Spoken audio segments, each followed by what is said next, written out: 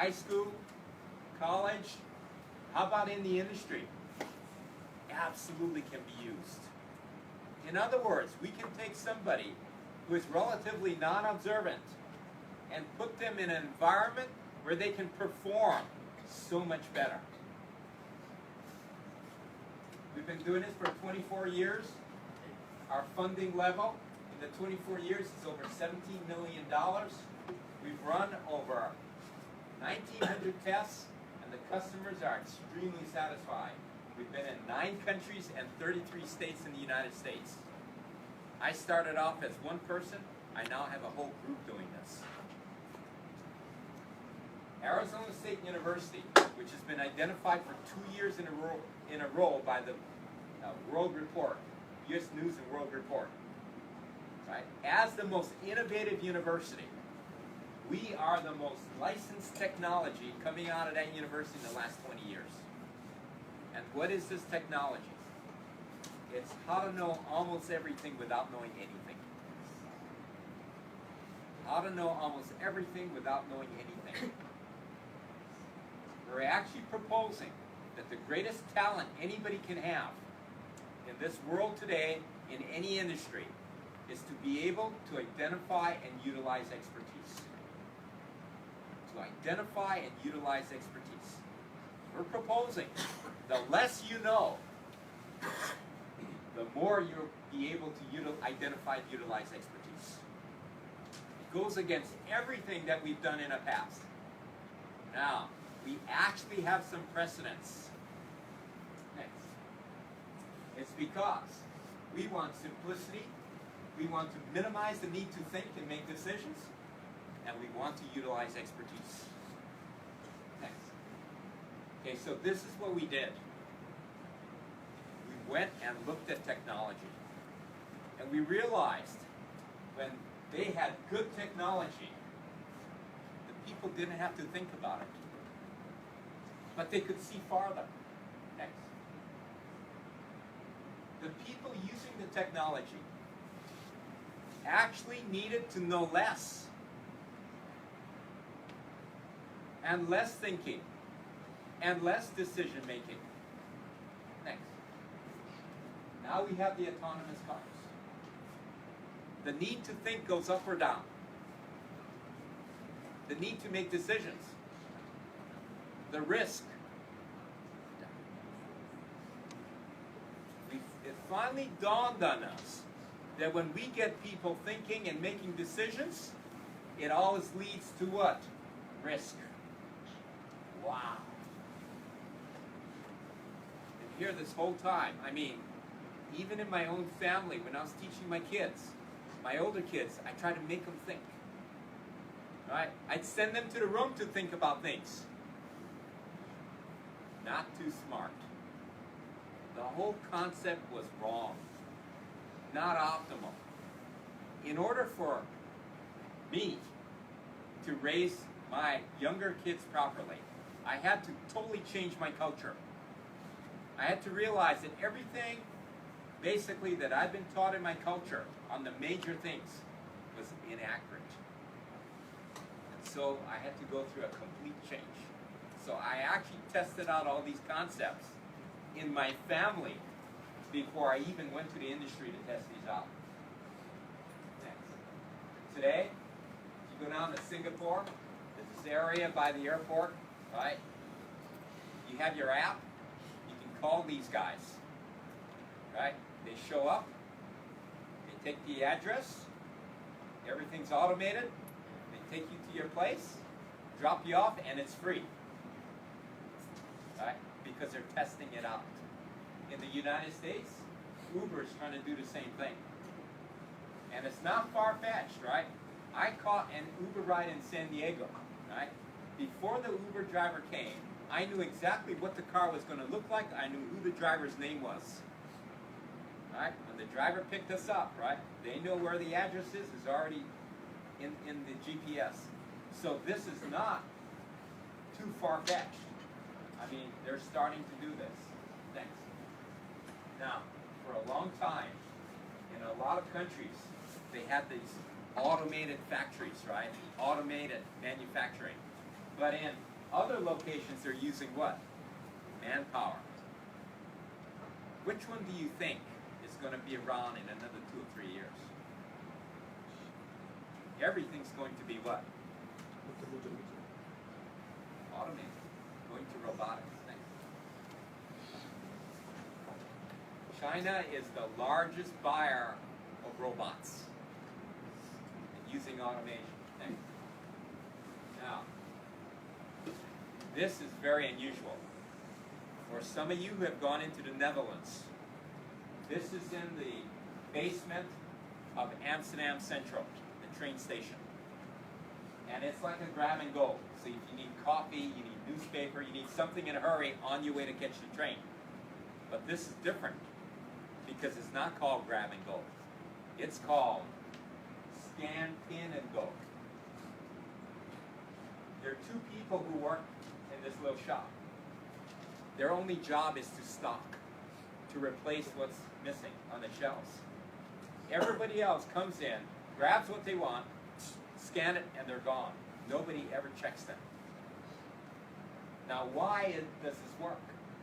It works because all the stakeholders, both the owner of the shop, the people working in the shop, and the people who are buying in the shop realize that if they have to stand in line to check out, it's going to take them what? More time. Can't have that.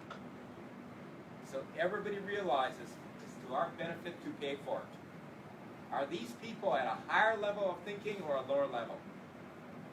Higher level. If we are to optimize our industries, if we are to help the professionals become professionals, if we are to help the vendors increase their profit margins, which gives them better quality, better value, we're going to have to get everybody thinking like the people who use the shop. In other words, people have to start thinking not only of themselves, but they have to think of everybody in the supply chain. If they don't think like this, it's going to get to the old realizes, right? Wherever there's money, there's what group of people? Chinese. Right? Is that a true statement? It is true. Yeah, we have Indians too and so forth, but Chinese and money goes hand in hand. Why? It's genetic. Right? You don't have Japanese and money. Why? Because it's not as, right? Chinese are the what? The Jews of the Orient. It's just the way it is. It's okay, right? Now, how many of you have seen in a Chinese organization where the boss, he works and controls the company until the day he dies. And then the day he dies, what happens? He's gone, right? Is this how it works? Is this optimal? No. But because we're caught in that paradigm, right? This is what we do. What I propose is, if everyone at the head of organizations can become more of a leader, start thinking about, one day I'm going to die. When I'm not here, how is everybody else going to function without me? You begin to realize we need to mentor our people. We need to have a plan of succession. Does this make sense to everyone? This goes the same way in the industry. If we keep doing the same old thing, and professionalisms, like for quantity surveyors, keep going down and down and down, they have to work harder and harder to earn the same amount of money. This is not a good situation. How many of you are, like in school, learning quantity surveying? Anybody? Anybody here? No one. Wow. Oh, they don't want to put up their hand. Okay. You need to find out now how to make sure that when you get a job, your profession goes what? Like this. Right? Straight logic, okay? And that is what we found out in this, we learned out of this scan, pin, and go, is that we need to make something that actually has potential so everybody can learn and go from a lower level to a higher level. They can make more money, and they have to think less, but they can help more people. They add more value. Thanks, Jim. So what is the theoretical foundation of the future? We need to find expertise.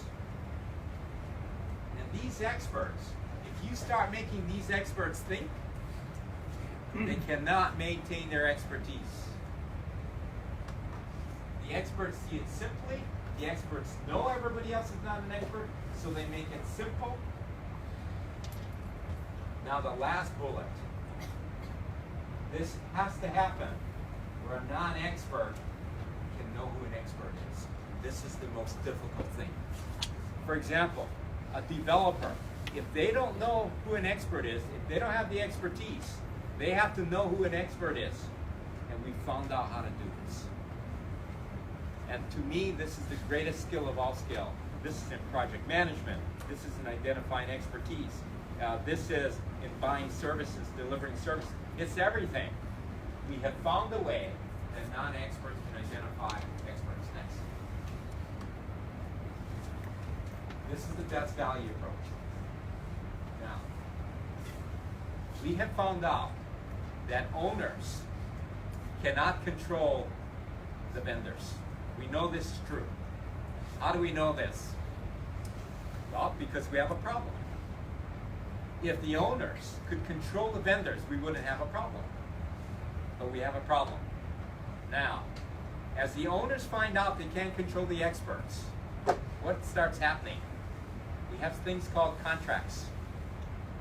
Is the contract going to get bigger or smaller? If they find out they can't control the vendor, is the contract going to get bigger or smaller? So are the contracts getting bigger?